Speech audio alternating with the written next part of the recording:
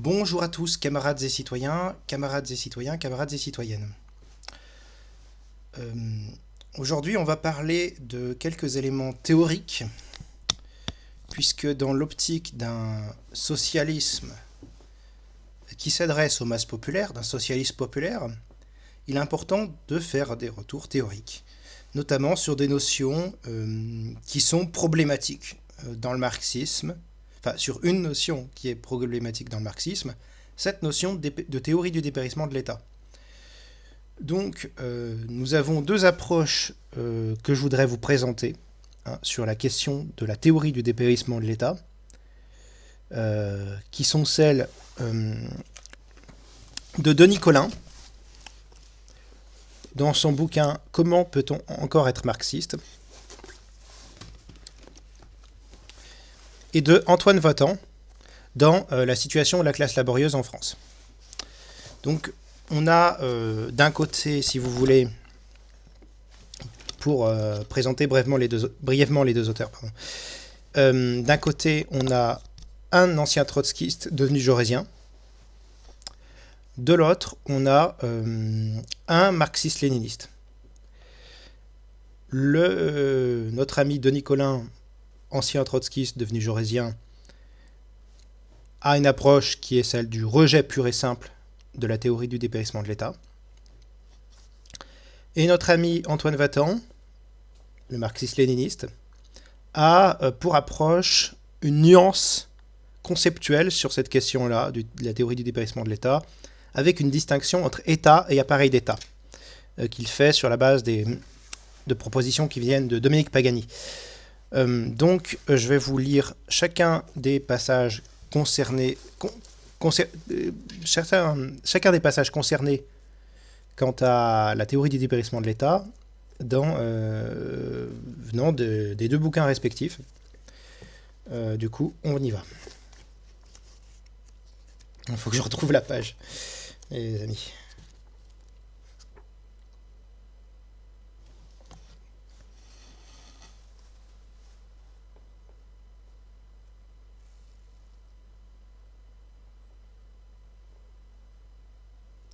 Donc 103, l'utopie du dépérissement de l'État. Donc là, ça va être une approche assez simple, certains diraient simpliste, mais simpliste et populaire. Simple et populaire, on va à l'essentiel. Donc, Denis Colin, comment peut-on encore être marxiste ? Je vais vous citer le passage « L'utopie du dépérissement de l'État ». Si ni le développement illimité des forces productives, ni l'abondance ne sont possibles, alors s'effondre un autre pilier du communisme marxiste, le fameux dépérissement de l'État. La doctrine, rappelée par Lénine dans L'État et la Révolution, 1917, est très simple. Puisque l'État est l'instrument de la domination d'une classe sur une autre, le communisme n'étant possible qu'avec la dissolution des classes, entraîne presque immédiatement le dépérissement progressif de l'État. Mais là encore, cette belle construction intellectuelle repose sur du sable. L'État n'est pas que l'organe de domination d'une classe sur une autre. Il assume aussi un certain nombre de fonctions nécessaires dans toute société. Il faut organiser la répartition des ressources, gérer un fonds de prévoyance pour les calamités possibles dans l'avenir, assurer l'ordre public et protéger les individus contre la violence d'autres individus. Lénine avait une solution mirobolante. Les cuisinières devenaient aptes à gérer les affaires de l'État, et l'ordre public était assuré par tous, de la même manière que les passants s'interposent pour mettre fin à une bagarre.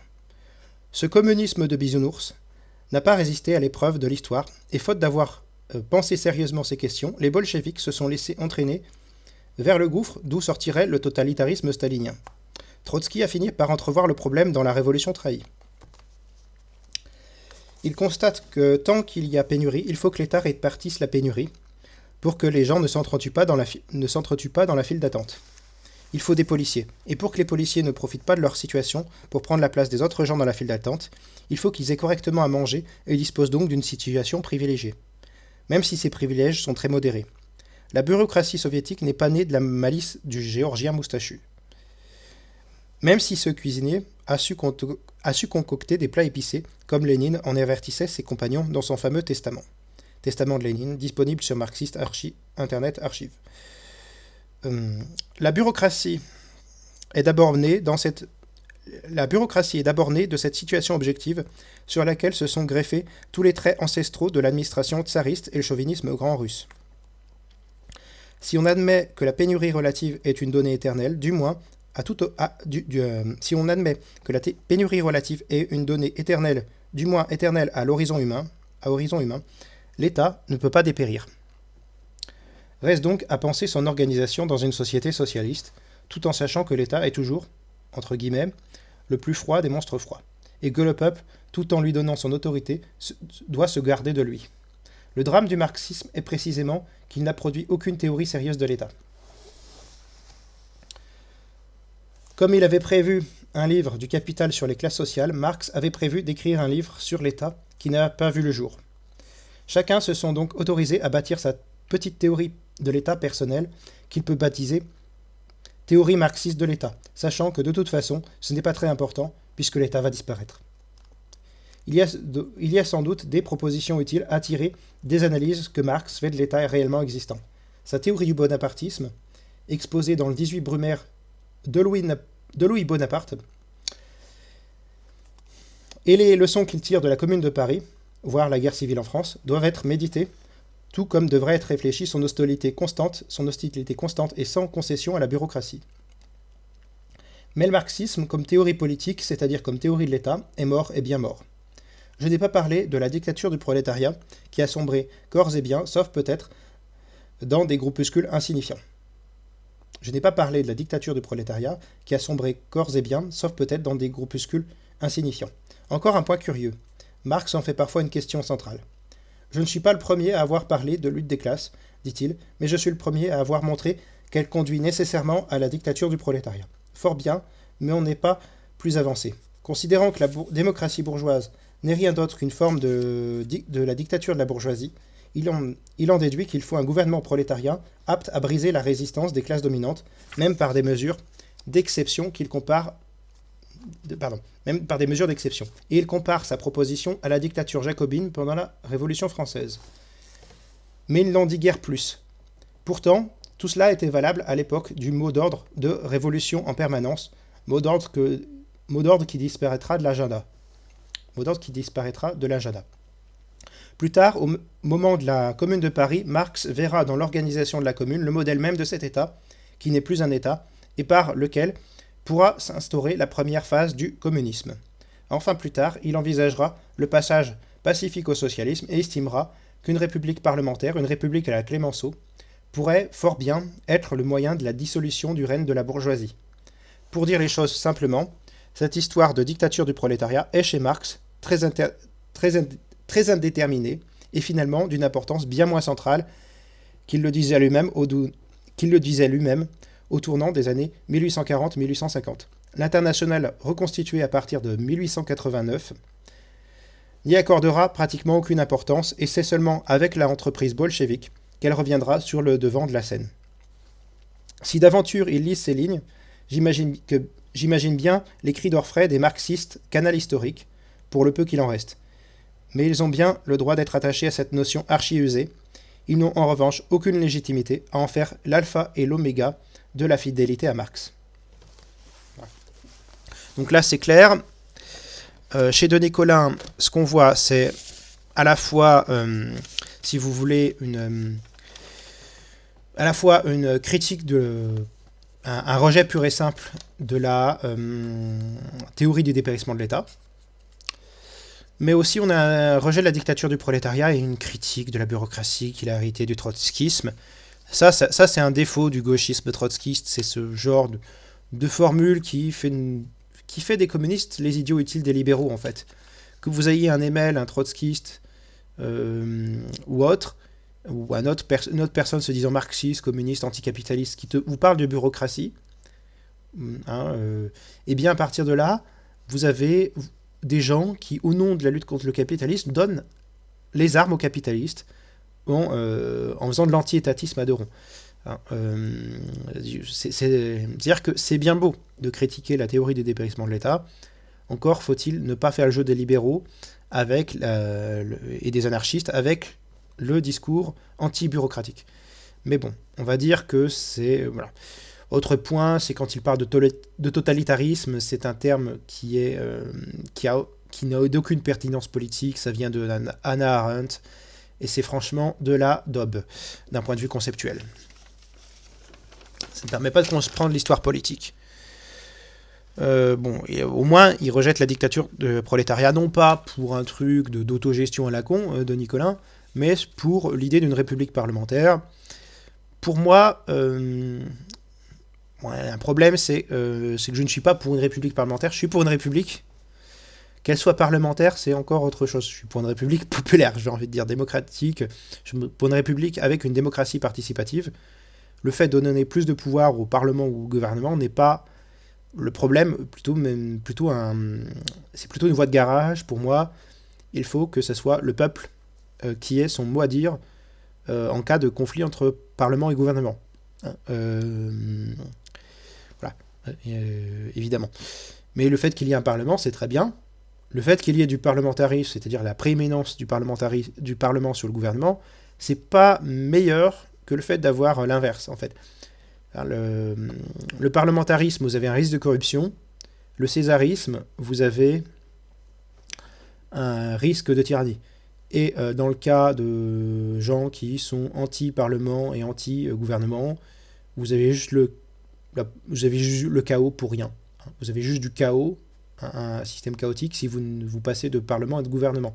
Ce qu'il faut, c'est un équilibre entre les deux, dans lequel le peuple tranche, avec lequel le peuple tranche. Par référendum, etc., etc. Puis se trancher par référendum, avec potentiellement, par exemple, des organes de contre-pouvoir, avec la possibilité de, je sais pas, d'élire les ministres, vous pouvez les appeler commissaires du peuple, les ministres ou autres, de avoir une seule chambre, de supprimer le Sénat, qui, lui, de toute façon, est élu au suffrage universel indirect, et non au suffrage universel direct, contrairement aux députés. D'avoir plus de démocratie, d'avoir le référendum révocatoire, d'avoir ce genre de choses. Là, voilà. Je dis ça parce que c'est lié à ce que certains reprochent à l'État. Il y a certaines personnes qui reprochent à l'État de gouverner, d'être autoritaire, d'incarner une autorité et vouloir faire ce qu'ils veulent individuellement. Et il y en a qui reprochent plutôt à l'État d'être trop éloigné de la population par rapport, je sais pas, à une commune ou un département ou une région ou un quartier dans lequel il y aurait un système, entre guillemets, de démocratie directe qui, de toute façon, à grande échelle, ne fonctionne pas. Et il y en a qui ont un discours sur le petit lieu local où la démocratie directe pourrait s'exercer. Du coup, ils ne font pas de politique, ces gens-là. Ils font pas sérieusement de la politique, en tout cas. Donc, on va maintenant attaquer... voilà. On va attaquer une autre question, qui est celle de cette nuance que fait Antoine Vatan sur le concept de dépérissement de l'État. Donc, on y va. Là, ça va être beaucoup plus technique parce que c'était un ouvrage, si vous voulez, plutôt historique et philosophique, avec la version qu'on faisait de Nicolin. Donc, il y a des choses qu'on peut critiquer et des choses qu'on peut approuver. Et là, c'est un ouvrage beaucoup plus économique, beaucoup plus technique et pointu. Donc, vous allez avoir des passages qui vont être un peu chiants pour les gens qui sont pas forcément passionnés d'économie. Donc, je préviens les choses, ces questions-là. Ça peut être un peu technique, un peu rébarbatif. Mais ça permet, mettons-nous dans le bain pour essayer de comprendre, sa conception de l'État sur la base d'une réflexion économique, en fait. D'une réflexion économique, d'une réflexion sociologique, en termes de classe sociale, j'entends, pas en termes de pseudo-sociologie bourgeoise comme aujourd'hui, mais voilà, de philosophie politique, d'économie, enfin de marxisme en fait, sur des bases d'une vision économique marxiste, ce que ça donne, le fait de repenser la théorie de l'État, du coup de ce point de vue-là.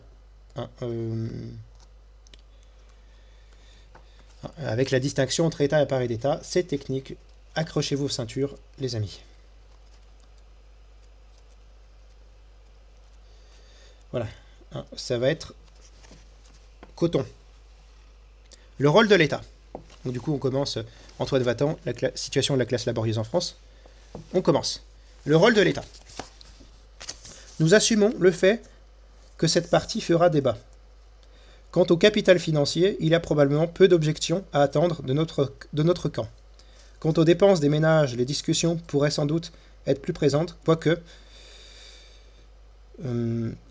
mais nous avons déjà indiqué ne pas vouloir perdre trop de temps en démonstration. Quant à l'État, il est en revanche impérieux de préciser les choses et de produire une analyse qui assumera les confrontations dans la mesure où une véritable analyse matérialiste et dialectique du capitalisme trouvera un point d'appui empirique solide ici.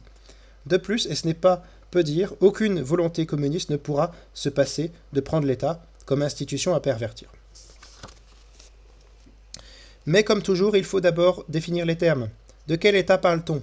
Au XXe siècle, dans les pas de Marx, une distinction pour ne pas dire une stricte opposition s'est opérée entre État et appareil d'État. Pour Marx, l'État est l'outil créé et manipulé par la bourgeoisie pour soumettre le prolétariat à la production de plus-value. Cet État définit, encadre et fait respecter le droit de propriété privée des moyens de production. L'État est donc l'appareil d'État. Cette égalité permet à Pierre Bourdieu de dire en introduction de ses cours au Collège de France sur l'État que pour les marxismes, État et appareil d'État sont confondus. Ce qui est abusif, voire totalement faux. Mais une longue analyse de textes de Marx puis de Lénine à ce propos serait ici hors sujet. Pour le dire le plus simplement possible, si au XIXe siècle il est vrai que État et appareil d'État paraissent être la même chose, les conquêtes sociales du XXe siècle ont permis une distinction plus nette.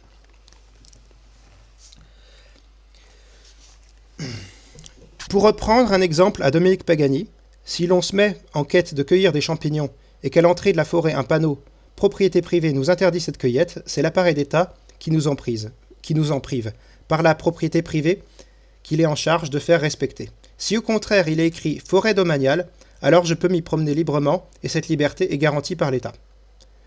De manière non rigoureuse, mais en partie exacte, nous pourrions avancer l'idée que l'État est l'outil de l'émancipation du prolétariat, et c'est bien l'outil, ce n'en est ni le facteur ni le but, alors que l'appareil d'État est l'outil de la bourgeoisie pour soumettre le prolétariat. Cette partie aurait donc dû s'appeler « Le rôle de l'appareil d'État », mais ce titre aurait probablement été obscur au lecteur n'ayant jamais rencontré cette distinction. De plus, il est important de repartir de cette confusion pour la dissiper dans un second temps et en dévoiler les tenants et les aboutissants ainsi que les possibilités que cela offre.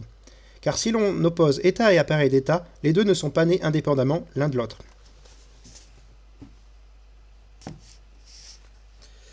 Ça va être coton, ça va être long.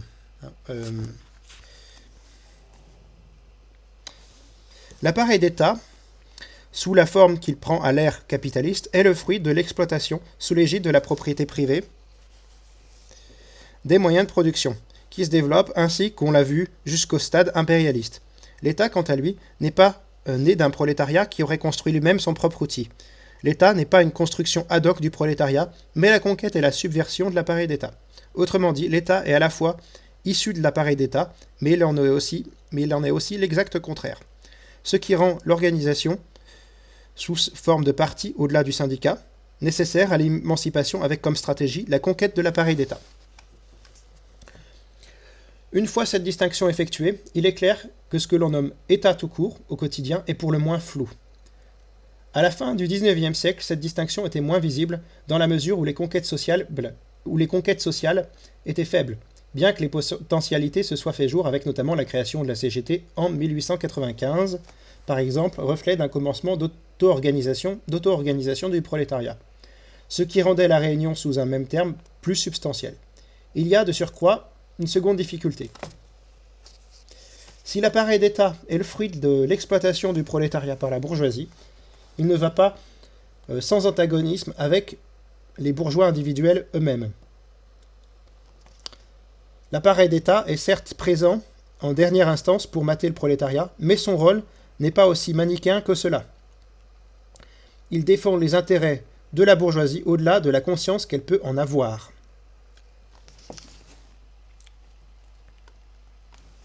Par exemple, les lois sur le travail des enfants, prises relativement tôt dans le XIXe siècle, ne sont pas le fruit d'une conquête sociale du prolétariat.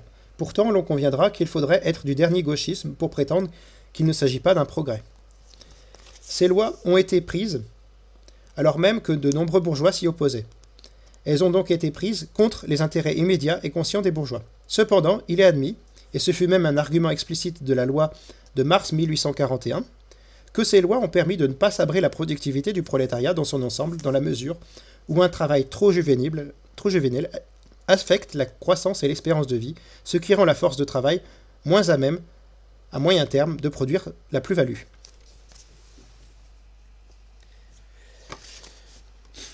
Prima facie, l'appareil d'État est donc un endroit où la lutte des classes est abolie puisqu'il peut défendre tantôt le prolétariat, tantôt la bourgeoisie.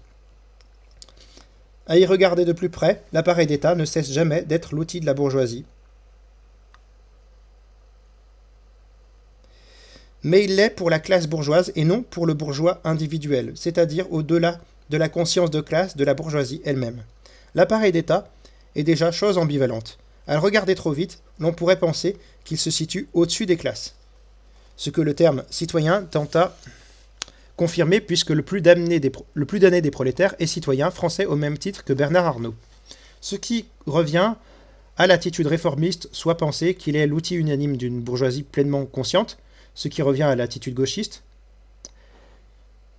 soit penser qu'il est l'outil unanime d'une bourgeoisie pleinement consciente, ce qui revient à l'attitude gauchiste. La vérité de l'appareil d'État n'est pas entre ces deux réalités extrêmes, mais au-delà. La vérité de l'appareil d'État n'est pas entre ces deux extrêmes, mais au-delà. Une distinction moins confuse entre État et appareil d'État inclurait donc au moins les intérêts de classe que chacun d'eux défend. L'appareil d'État, bien que capable de prendre des mesures en faveur d'un progrès pour le prolétariat, et comme les poissons volants, ce n'est pas ici la majorité de l'espèce, ne le fait pas au nom de son émancipation. A l'inverse, l'État peut prendre des mesures favorables à des bourgeois individuels. Le libre accès aux soins de santé permet aux bourgeois désargentés de se faire soigner, mais il ne le fait qu'en vue de l'émancipation du prolétariat. État et appareil d'État diffèrent donc fondamentalement par leur rôle dans la lutte des classes. Le premier vise à abolir l'exploitation du prolétariat, le second vise à la conserver. Le premier est donc la négation du second, alors même que le second est la condition de possibilité du premier. Et dans une certaine mesure, la bourgeoisie revancharde opère de même, dans l'autre sens, par exemple, quand elle ne supprime pas la sécurité sociale, mais qu'elle la reconquiert pour la sortir du giron communiste et la faire revenir dans la circulation du capital.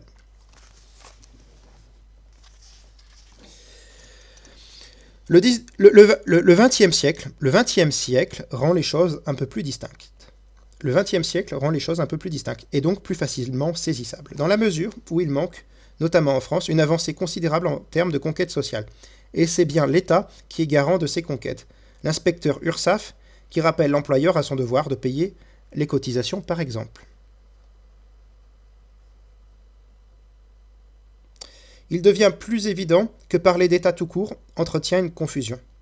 Il convient d'ailleurs de remarquer, contre toutes les théories fumeuses à gauche, que depuis les années 1980, l'État n'est pas devenu néolibéral ou séparé, ni encore fake. Il tend simplement à diminuer sous les coups de boutoir d'une bourgeoisie revancharde. Mais cet État ne se réduit pas au profit du marché, ni même de la concurrence. Il se réduit au profit de l'appareil d'État, outil de la bourgeoisie monopoliste. Macron, qui tente de casser l'État via le saccage des retraites, utilise l'appareil d'État pour ce faire. Pour ce qu'il reste du parlementarisme bourgeois, police, économistes assermentés et surtout définition et encadrement des droits de propriété du capital. Prenons un exemple très simple.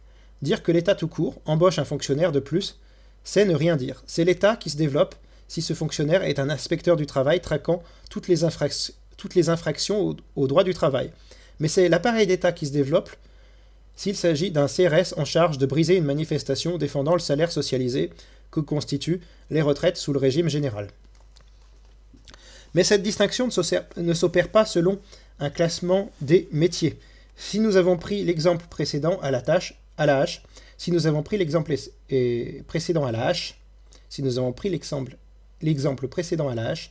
n'est pas contre les CRS, qui sont tout autant prolétarisés que les manifestants. Un inspecteur du travail qui trouverait malin de plaider, y compris sous l'étiquette d'expert, pour un assouplissement du droit du travail, est un agent de l'appareil d'État.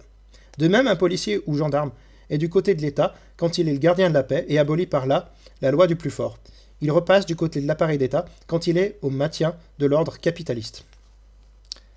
Il est donc impossible d'établir une nomenclature stricte, et encore moins de donner une évaluation statistique limpide de l'un comme de l'autre. Ce qui est certain, c'est que depuis les années 1980, l'appareil d'État se développe, l'État recule, et la propagande bourgeoise utilise la croissance du premier pour sous-entendre que le second serait trop élevé. Tour de passe-passe justement permis par la confusion du regroupement sous le même mot de deux réalités opposées. L'on ne peut donc pas établir un classement des salariés de la fonction publique. Les uns travaillant pour l'État, les autres pour l'appareil d'État. De même, l'on ne peut affirmer que les fonctionnaires sont le déjà-là communiste, l'État qui aurait presque commencé à dépérir, alors que les contractuels de la fonction publique seraient l'appareil d'État. C'est là qu'il nous faut faire une incise quant au travail de Bernard Friot, malgré l'estime que son travail appelle. Il y a un point d'ombre, ou plus exactement, un point insuffisamment saillant, qui semble tromper de nombreux lecteurs qu'il m'a été donné de rencontrer. Que le travail abstrait soit chose essentielle, ce n'est pas le marxiste ici présent qui prétendra le contraire. Il ne faut néanmoins pas céder à une opposition positiviste du travail concret et du travail abstrait. Si seul le travail abstrait produit la valeur, ou ce que Bernard Friot appelle valeur économique, il faut bien comprendre que la valeur d'usage de la force du travail est de produire une valeur supérieure à la sienne, et ceci est bien le fruit d'un travail concret. Pour se libérer du rapport capitaliste, il ne faut donc pas se contenter de sortir des griffes du bourgeois dans son rapport individuel et immédiat, via un contrat de travail par exemple. Il faut également que le travail concret fourni ne serve pas à la valorisation du capital.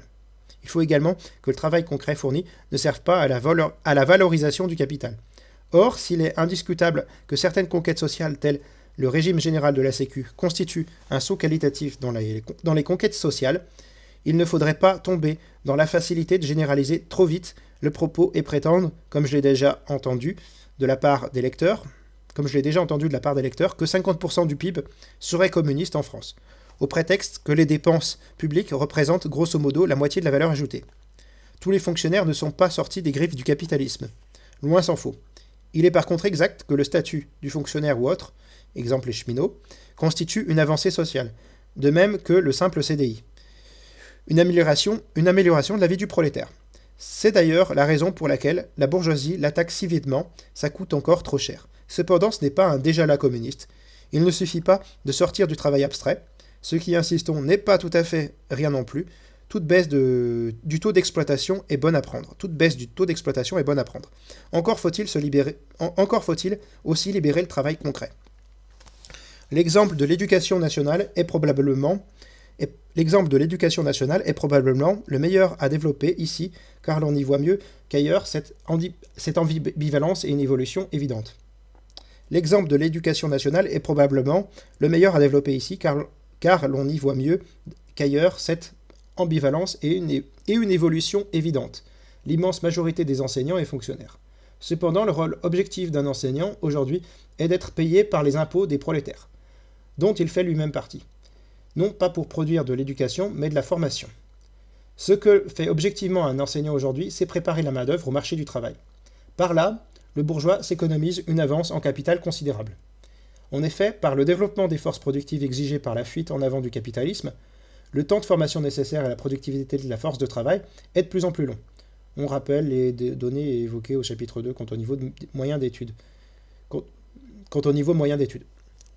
Du coup, en parenthèse, ça c'est les chapitres précédents que j'ai pas lu du coup, que je n'ai pas lu du coup dans le voilà. On ne va pas revenir sur le chapitre 2. Je reprends du coup. Si le bourgeois devrait lui-même payer cette formation pour ses employés, cela coûterait bien trop cher pour maintenir un taux de profit convenable. Recruter des prolétaires avec un niveau de formation générale et les former, même sur le tas, comme ce fut le cas pendant les 30 Glorieuses, est devenu impossible. Le tas, ce sont maintenant des formations en alternance payées directement par des organismes publics et l'acquisition de compétences spécifiques se fait directement à l'école, à l'âge de 14 ans pour certains. Il faut redire ici, comme au chapitre précédent, que contrairement au discours ambiant, jamais le niveau de formation de la jeunesse n'a été si élevé.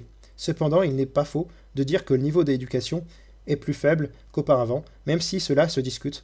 Le niveau du baccalauréat a probablement baissé, le niveau du baccalauréat a probablement baissé, mais l'on peut avoir des doutes quant au niveau général de la population, puisque le baccalauréat s'est lui-même démocratisé. Quant à ce double aspect, il faut bannir l'explication marxiste mécaniste, selon laquelle la bourgeoisie a eu besoin pendant un temps d'une main-d'œuvre éduquée. Et que ce n'est plus le cas aujourd'hui, ce qui expliquerait en retour que nous soyons passés d'un niveau faible au début du siècle, puis élevé après-guerre pour finir par baisser à nouveau. Jamais la bourgeoisie n'a eu besoin d'un prolétariat maîtrisant la grammaire, des éléments de culture bourgeoise, des rudiments mathématiques, etc. La bourgeoisie a en revanche toujours eu besoin d'une main-d'œuvre formée adéquatement. La bourgeoisie a en revanche toujours eu besoin d'une main-d'œuvre formée adéquatement au niveau de développement des forces productives. La bourgeoisie est donc tout à fait favorable au développement de la formation et tout à fait défavorable au développement de l'éducation. La bourgeoisie est donc tout à fait favorable au développement de la formation et tout à fait défavorable au développement de l'éducation. On aura compris qu'il faut classer l'éducation du côté de l'État et la formation du côté de l'appareil d'État.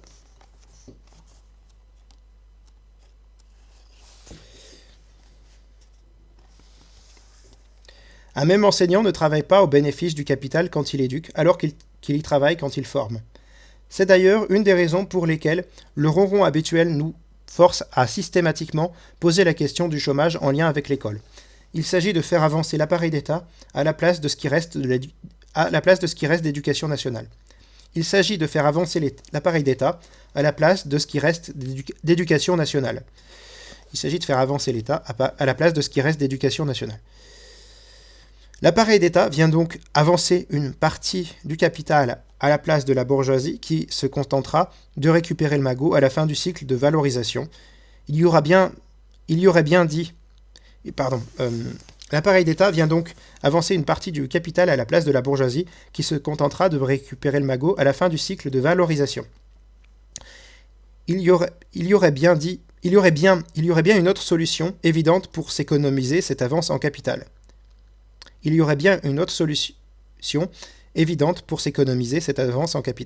Il s'agirait de faire reposer cet investissement sur le prolétaire individuel lui-même. C'est d'ailleurs ce qu'il fait en partie, d'abord parce que les économistes appellent le coût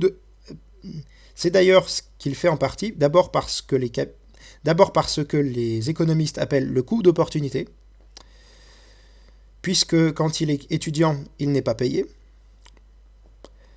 Or, pour une immense partie de ce qu'on appelle à juste titre dans les études supérieures les formations, cet étudiant n'est pas en train d'étudier pour lui-même, mais pour mieux valoriser plus tard le capital du bourgeois. Il est donc déjà en train de travailler à la valorisation du capital de la bourgeoisie en tant que classe, même s'il ne connaît pas encore le nom du bourgeois individuel auprès duquel il ira s'employer. Ensuite, mais c'est plus marginal, certaines formations nécessitent un coût pécuniaire de la part du prolétaire lui-même. C'est notamment le cas pour les dites grandes écoles dans lesquelles il faudrait être d'une malhonnêteté intellectuelle rare, ou simplement honteux, pour prétendre que l'on y pratique quoi que ce soit qui ressemble à de l'éducation.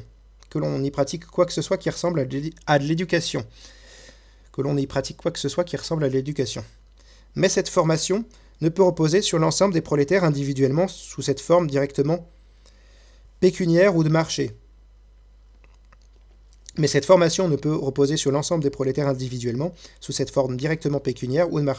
Le coût serait trop élevé et il faudrait soit augmenter les salaires, soit accepter que les prolétaires se forment mal, les deux impliquant de manière différente un taux de profit encore plus bas.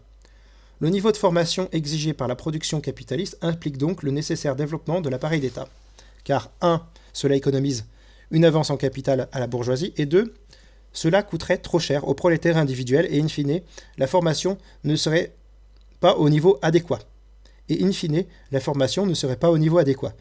En passer par l'appareil d'État permet donc que ce soit le prolétaire En passer par l'appareil d'État permet donc que ce soit le prolétariat en tant que classe qui paie via la levée d'impôts et taxes et le traitement des enseignants. Il y a donc objectivement une avance en capital qui est payée par le prolétariat lui-même dans le circuit de valorisation du capital. Le fait que l'enseignant soit fonctionnaire le libère certes individuellement d'une partie de l'exploitation capitaliste, dans la mesure où il n'est pas soumis à la loterie du marché du travail, dans la mesure où il n'est pas soumis à la loterie du marché du travail et à son lot d'humiliation. Néanmoins, il fait tout autant partie de la production capitaliste.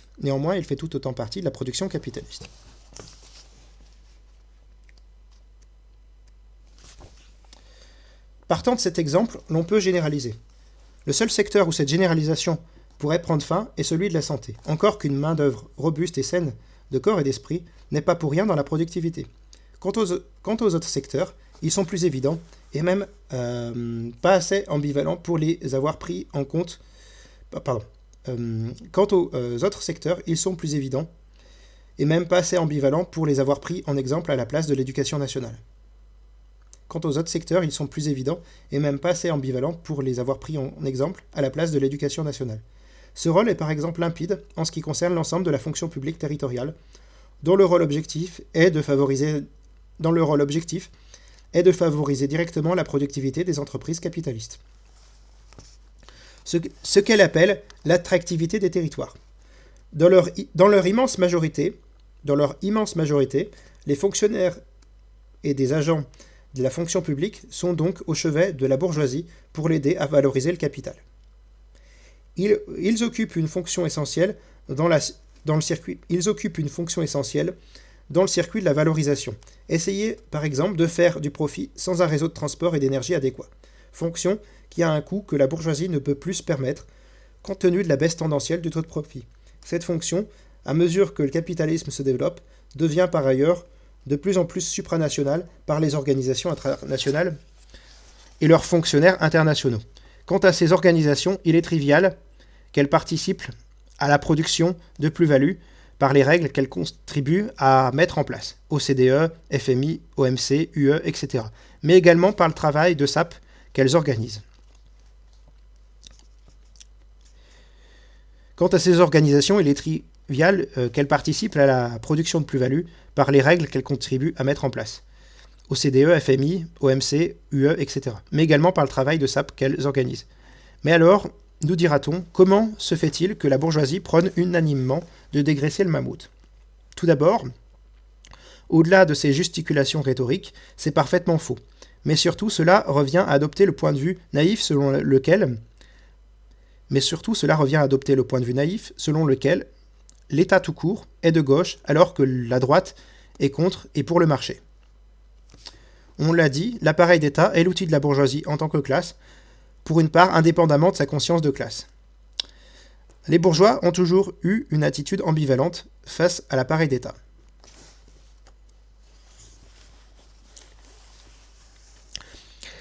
Jean-Pierre Hirsch, auteur insoupçonnable de marxisme, nous apprend dans les 2 rêves du commerce que l'attitude de la bourgeoisie, ici commerce veut bien dire bourgeoisie, vis-à-vis de l'appareil d'État, est ambivalente. À la fois, il entrave la liberté d'entreprendre, mais en même temps, il garantit le profit, notamment par des lois protectionnistes, encadrement du rapport social salarié, etc. Certes, l'entretien de cet appareil d'État coûte, impôts et taxes, encore que la majeure partie de l'effort repose bien évidemment sur la classe laborieuse, mais il permet la stabilité du profit. À ce titre, ce que nous avons écrit supra de manière caricaturale par besoin didactique est partiellement faux.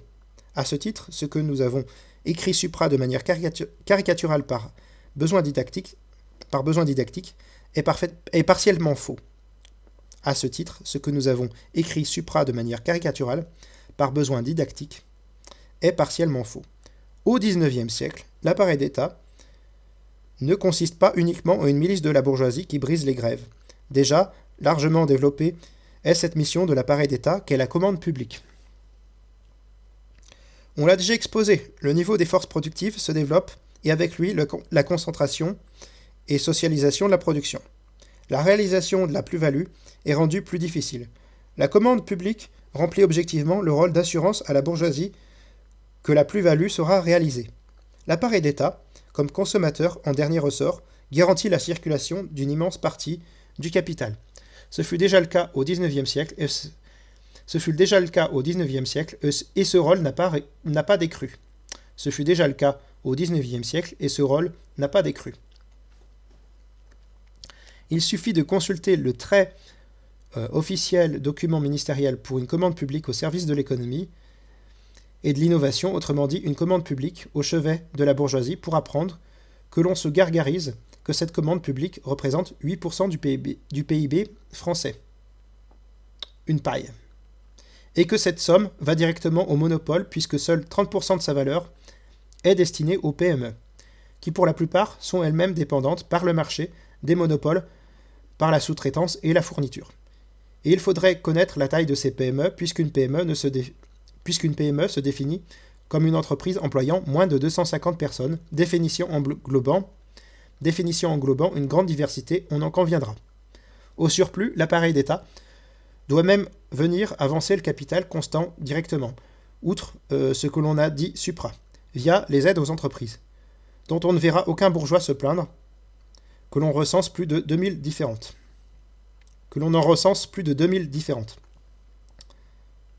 Au surplus, l'appareil d'État doit même venir avancer le capital constant directement, outre ce que l'on a dit supra, via les aides aux entreprises, dont on ne verra aucun bourgeois se plaindre, que l'on en recense plus de 2000 différentes. Source data.gouv. Et pour des sujets aussi divers que l'investissement numérique, immobilier, des transitions en tout genre, etc. Il est assez curieux que les chantres de la simplification de la science... Il est assez curieux que les chantres de la simplification de la fonction publique ne pensent pas à réduire ce fichier.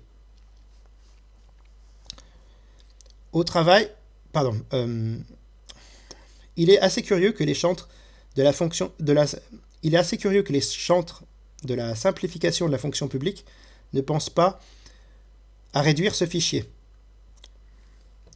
Au chapitre des curiosités, l'on pourrait aussi se demander pourquoi la nécessaire réduction de la dépense publique ne vise jamais ces 8% de PIB de commandes publiques, ni même les 140 autres milliards des aides aux entreprises, des chiffres d'avant le Covid-19.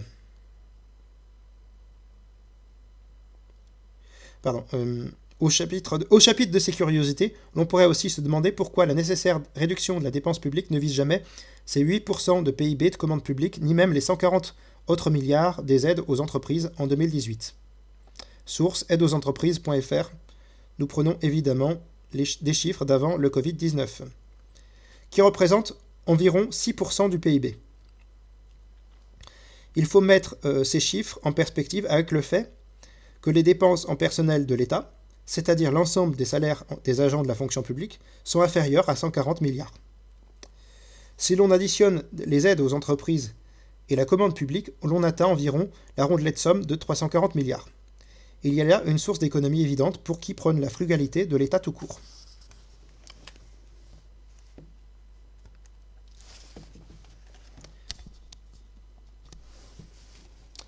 Si la bourgeoisie a un discours offensif, y compris quant au nombre de fonctionnaires, à leur traitement, etc., ce n'est pas qu'elle souhaite la disparition de l'appareil d'État. Les salariés de l'appareil d'État sont des prolétaires, et comme tout prolétaire, la bourgeoisie souhaite voir leur salaire diminuer, et par le développement des forces productives, obtenir un État efficace, comme l'on dit pudiquement, c'est-à-dire diminuer la part de travail vivant autant que possible.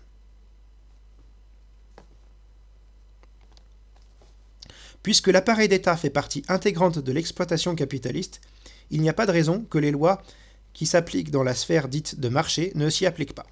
En dernière instance, cet appareil d'État compte pour une partie décroissante de l'avance en capital, soit directement par l'impôt que paie le bourgeois, soit indirectement par les salaires et cotisations qu'il paie aux prolétaires. Par ailleurs, on sait que la part des impôts payés par les plus riches, qui correspond grosso modo à la classe bourgeoise, redevient faible au-delà des 1% compte non tenu de la fraude fiscale. Par ailleurs, on sait que la part des impôts payés... Par ailleurs, on sait que la part des impôts payés par les plus riches, qui correspond grosso modo à la classe bourgeoise, redevient faible au-delà des 1% compte non tenu de la fraude fiscale. Il n'y a donc aucune raison pour que la bourgeoisie ne souhaite pas voir cette avance en capital baisser. Par ailleurs, le financement par l'encadrement public, permis par le développement financier déjà étudié dans la partie précédente, est à la fois un moyen d'économiser cette avance, mais également une ponction directe. Cela produit en outre une concurrence intra-bourgeoisie, où le profit industriel de la bourgeoisie nationale, Cela produit en outre une concurrence intra-bourgeoisie, où le profit industriel de la bourgeoisie nationale, pour être caricatural, décroît au profit de l'intérêt et de la rente. Cela produit en outre une concurrence intra-bourgeoisie, où le profit industriel de la bourgeoisie nationale, pour être caricatural, décroît au profit de l'intérêt et de la rente. Cet appareil d'État constitue donc bien une forme détournée d'exploitation, car par les impôts et taxes, le prolétariat participe à l'avance en capital sous diverses formes, y compris directement et très explicitement, aide aux entreprises, ainsi qu'à la réalisation de la plus-value, notamment via la commande publique, mais l'on pourrait y rajouter les plus anecdotiques subventions à la consommation, comme celles pour les voitures électriques par exemple. Son développement est nécessaire pour pallier à la baisse tendancielle du taux de profit, et il organise à une échelle inédite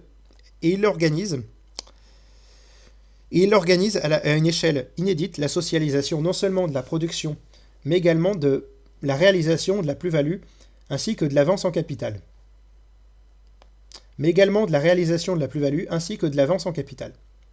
Parler d'entreprise privée au sens d'entreprendre n'a pas de... Parler d'entreprise privée au sens d'entreprendre, pas au sens juridique, est une vaste blague. Parler d'entreprise privée au sens d'entreprendre, pas au sens juridique, est une vaste blague. Parler d'entreprise privée au sens d'entreprendre, pas au sens juridique, est une vaste blague. L'appareil d'État contrôle d'une main de fer l'avance en capital et par là socialise déjà largement l'investissement. Cet appareil d'État, loin de constituer un déjà-là socialiste, représente incontestablement un déjà-là socialisé. La production devient tellement socialisée qu'il faudrait qu'elle soit explicitement centralisée. Il joue par là son rôle historique de garantir les droits de propriété privée et le profit qui va avec. Ce rôle s'est cependant développé comme fruit des contradictions du capitalisme pour devenir l'institution la plus importante du stade impérialiste contemporain, effaçant de fait le libre marché. Comme tout processus historique, aucun retour en arrière n'est possible. Seuls les réactionnaires utopistes, dits libéraux, le pensent. A l'inverse, faire fi de ce constat dans une perspective émancipatrice relève de la dernière inconséquence. Le mode de production capitaliste se définit par une production sociale et un accaparement privé de la production. Le mode de production capitaliste se définit par une production sociale et un accaparement privé de la production. Cette contradiction fondamentale n'est pas viable, baisse tendancielle du taux de profit, et rend donc non viable le mécanisme originel de l'avance en capital. Comme initiative privée, et même la réalisation de la plus-value, via le choix privé du consommateur.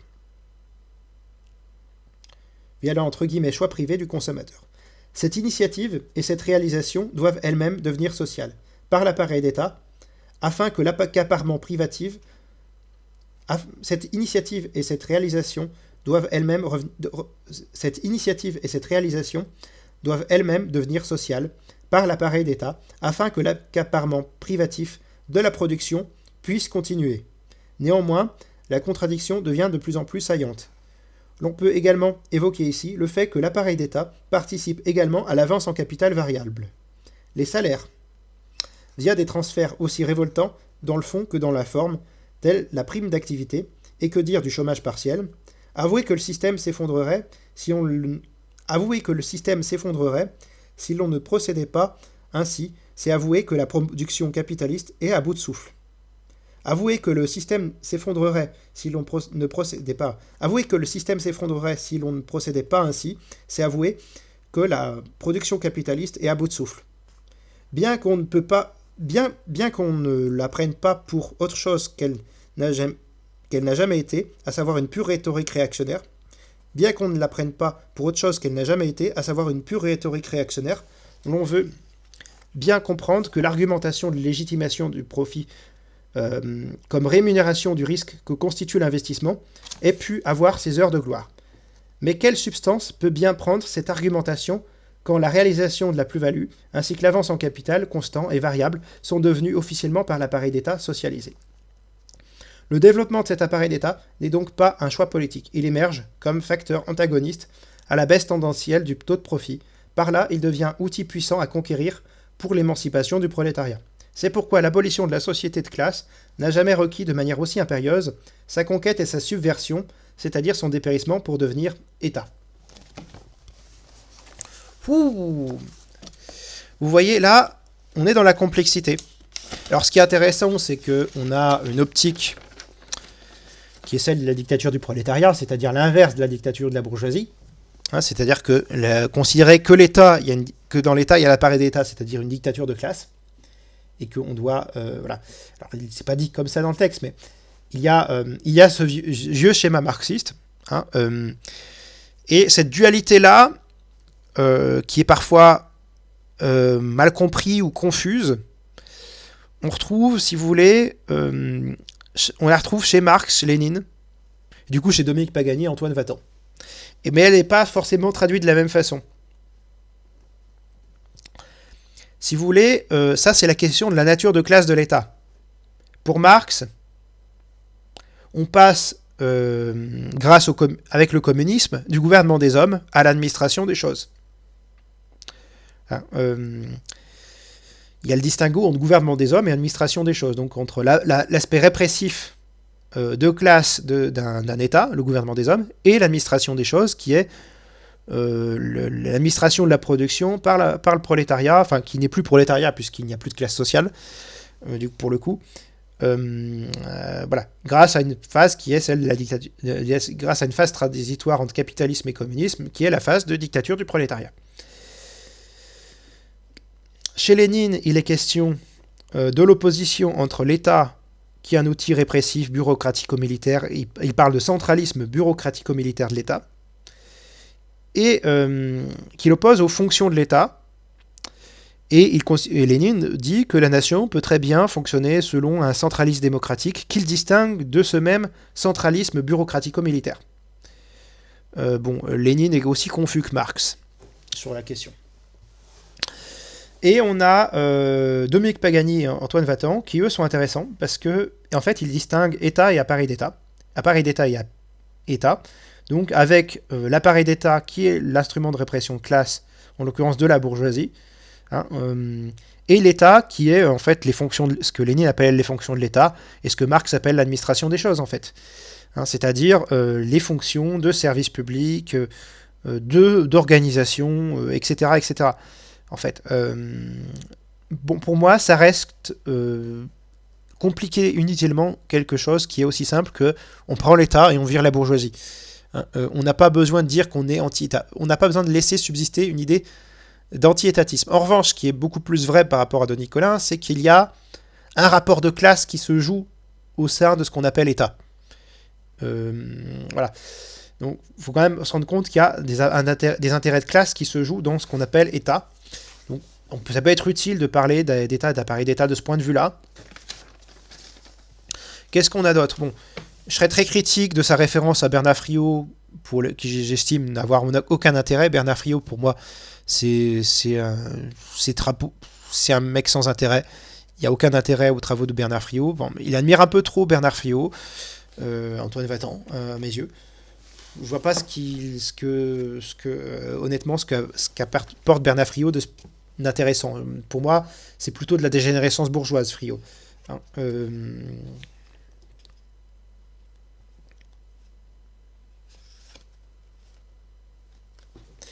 Quoi d'autre ? On va revoir un peu ça, parce que c'était long. Du coup...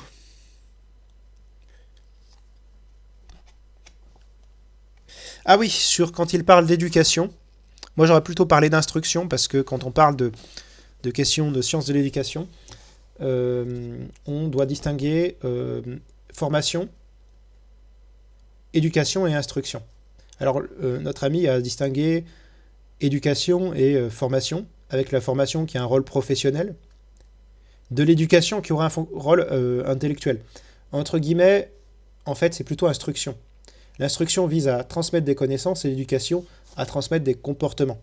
Donc il serait plus à même plus intéressant de parler d'instruction, d'opposer instruction et formation, de ce point de vue-là. Quoi d'autre Qu'est-ce qu'on peut en dire d'autre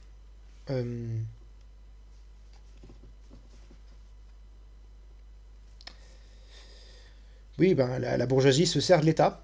Il y a une chose qui est très intéressante, c'est quand il parle, si vous voulez, des commandes publiques, et quand il parle de cette bourgeoisie libérale qui vous fait de l'anti-bureaucratisme, de l'anti-État, et elle le fait précisément,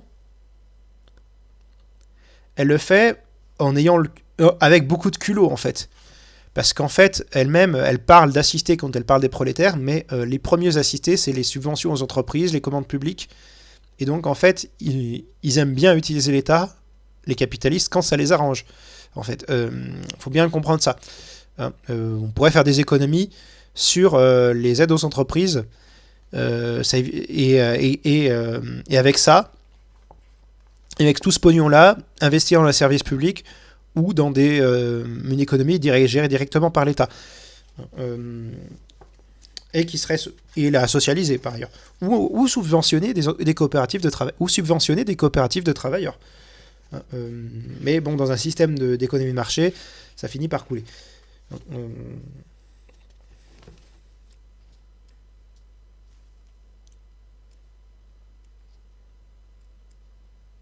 Oui, il y a une chose qu'il n'a pas développée, c'est la question des contradictions intra-bourgeoisie, entre bourgeoisie nationale et bourgeoisie mondialiste, on va dire, issue de la rente, bourgeoisie financière. Il a parlé vaguement de l'UE, de l'euro, de l'OTAN, enfin, il a parlé vaguement de l'UE, du FMI, de l'OCDE, de l'OMC. Moi, je parle surtout de l'UE, de l'euro, de l'OTAN. Donc lui, il a parlé vaguement d'institutions supranationales comme l'OCDE, le FMI, l'OMC et l'UE, en mettant aussi trois petits points, voilà. Mais, comment dire, quand il a parlé du protectionnisme, par exemple, qui peut servir, qui en fait peut servir la bourgeoisie, elle peut servir surtout la bourgeoisie nationale, si vous voulez. Elle peut servir la bourgeoisie nationale aussi, voilà, pour protéger de la concurrence. Quand il dit que le protectionnisme sert la bourgeoisie, c'est non, ça sert une partie de la bourgeoisie aussi. Enfin, il faut quand même voir ça. Il aurait fallu aborder la question du libre-échange européen. Ça a manqué. La perte de souveraineté des États. De l'impuissance de ces États à cause de ces institutions supranationales. De leur impuissance à avoir une politique sociale qui fonctionne. À de la délocalisation d'un certain nombre d'usines. Tout ce qui est délocalisation, tout ce qui est mondialisation. Parce qu'il y a aussi un rapport entre l'État et la nation à faire, c'est-à-dire parler des États au sens des États-nations. Ça, c'est encore une autre perspective. Parce que quand certains nous parlent de l'État en termes du dépérissement de l'État, ils n'envisagent pas forcément le dépérissement de l'État, mais parfois ils envisagent le dépérissement de l'État-nation. Au sens où ils imaginent une république socialiste mondiale, potentiellement. Voilà. Il y a ceux qui imaginent des petites communes autogérées dans leur coin. Alors là, j'ai aucune estime pour eux. Je vous dis tout de suite, pour moi, c'est des barbares dégénérés. Ils veulent revenir à une époque primitive, ils veulent le communisme primitif, et pour moi, j'ai aucune estime pour ces gens-là. Sans organisation, sans loi commune, vous n'avez pas de progrès humain. Si vous n'avez pas une loi commune, si vous n'avez pas l'organisation des infrastructures publiques, des services publics, vous n'avez pas de progrès matériel. Donc vous revenez à la page de pierre, donc c'est pas un communisme primitif que je veux, moi, c'est un communisme au sens sérieux du terme. Et il y a ceux qui imaginent une république socialiste mondiale, ça poserait beaucoup de questions. Mais ce qui est sûr, c'est que ce n'est pas en laissant la mondialisation capitaliste faire qu'on va avoir cette république socialiste mondiale. Il faut en passer par les États-nations avant. Et les conditions d'un communisme mondial avec une république socialiste mondiale ou une commune mondiale ou ce que vous voulez, ou un État mondial socialiste, voilà, eh bien, c'est une question qui est vaste, qui est non seulement économique, mais aussi juridique, culturelle, sociale, etc., etc., parce que, voilà, vous imaginez bien que sur le plan institutionnel, sur le plan de la cohabitation de différentes sociétés qui n'ont pas forcément la même culture, les mêmes mœurs, le même mode de vie, sur lesquels les gens n'ont pas forcément les mêmes façons de...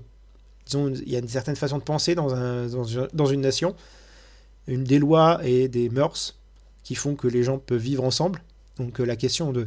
Ce serait beau d'avoir une république socialiste mondiale, mais avant que les frontières puissent disparaître, entre guillemets, pour pas que ça soit désastreux, il faudrait qu'il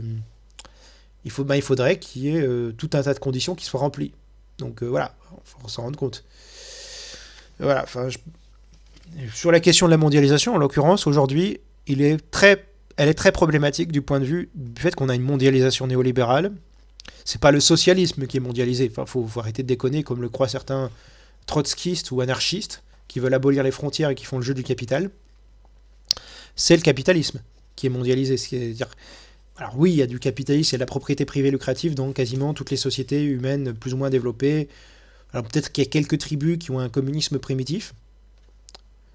Et encore. Mais le problème, c'est le libre-échange mondialisé, la libre concurrence, l'esclavage salarié qui peut devenir de plus en plus fort à mesure que la concurrence augmente. Voilà, c'est pour ça que je pense qu'il faut avoir une bonne théorie de l'État. Moi, je pense qu'il doit y avoir une conception de gauche de la nation, une conception marxiste de l'État qui soit renouvelée, et une conception de gauche de la nation qui soit renouvelée. Donc forcément, je vous fais ce travail-là. Moi, je vous ai exposé ces deux bouquins-là. Donc, moi, je défends un communiste républicain. C'est-à-dire, je suis critique de la vision qu'a Marx de l'État. Moi, je suis entièrement d'accord avec Marx sur le modèle économique à suivre, c'est-à-dire la mise en commun des moyens de production, l'abolition de la propriété privée lucrative. Je suis communiste. Pour moi, communiste, c'est mise en commun des moyens de production et d'échange. Pas dépérissement de l'État, fin des frontières, tout ça. Ça, c'est utopique. Et pas de la même façon. Fin de l'État tout court, ce n'est pas souhaitable. Fin, entre guillemets, de l'État-nation. Fin de l'État-nation, quoique si on a un État mondial, c'est peut-être qu'on a une nation humaine pour que les gens vivent ensemble. Ce qui procédait de l'évolution de toutes ces sociétés, convergente de toutes les sociétés humaines présentes sur Terre. Donc il y a du boulot. Eh bien, soit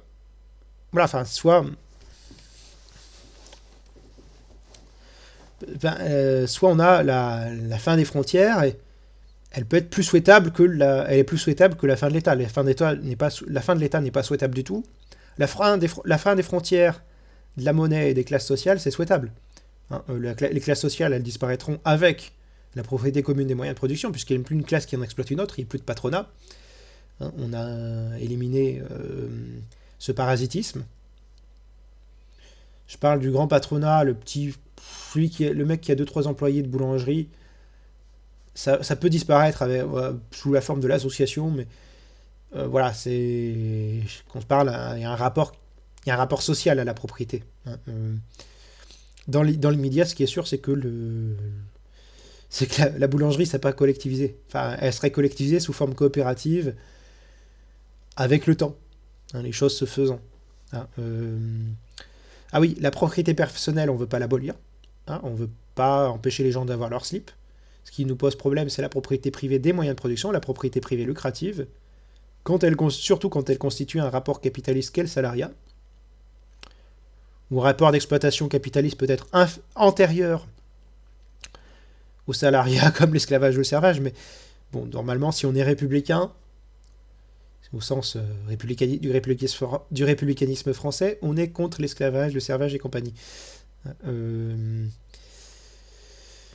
c'est pour ça que le socialisme, le communisme est dans la continuité du républicanisme français, puisque nous voulons non seulement nous ne tolérons pas le principe de l'esclavage, du servage, mais nous ne tolérons pas sa continuité logique qui est le salariat. Nous considérons qu'il y a exploitation quand il y a esclavage, servage, salariat, il y a exploitation. Quand il y a un système salarial, quand j'entends salarial, j'entends pas le fait d'être rémunéré par un salaire, ou un salaire socialisé, un salaire d'État, ou un salaire de coopérative, ou ce que vous voulez. J'entends un rapport salarial entre un patron et son salarié. Hein. Un rapport d'exploitation, avec l'extraction de la plus-value du patron, subi par l'ouvrier et au profit du patron. Voilà.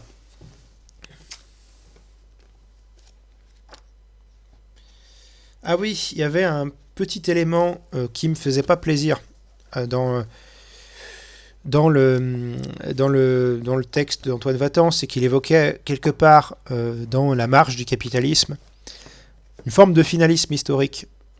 Moi, ce sur quoi je me rapproche plus de Colin aussi, c'est la critique du finalisme historique hegelien que Marx a repris. Le finalisme historique que Marx a repris de Hegel, pour moi, c'est une impasse. Hein, parce que l'histoire, elle n'a pas un sens précis.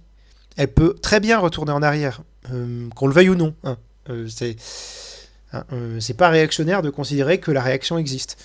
Hein, et qu'il n'y a pas une marche de l'histoire qui irait dans un sens plus ou moins linéaire ou continu, ou même évidemment avec des reculs qui mèneraient à un plan de l'histoire pour continuer selon une synthèse dialectique, ce que vous voulez. Non, l'histoire, il y a tellement de facteurs que nous ne pouvons pas avoir la prétention de considérer qu'il y a un sens à l'histoire. Que ce sens soit la raison dans l'histoire chez Hegel, que ce soit la lutte des classes chez Marx, ou Dieu chez les chrétiens. Hein, il n'y a pas de début et de fin de l'histoire. Il y a l'histoire, avec sa complexité. Moi, je me place du côté plutôt de l'école des annales avec Brodel, de ce côté-là. Moi, je préfère Brodel à Hegel, si vous voulez. Je préfère Fernand Brodel à Friedrich Hegel. J'ai failli faire un mix de Engels et de Hegel. Bon, c'est un petit lapsus. Mais je préfère Fernand Brodel à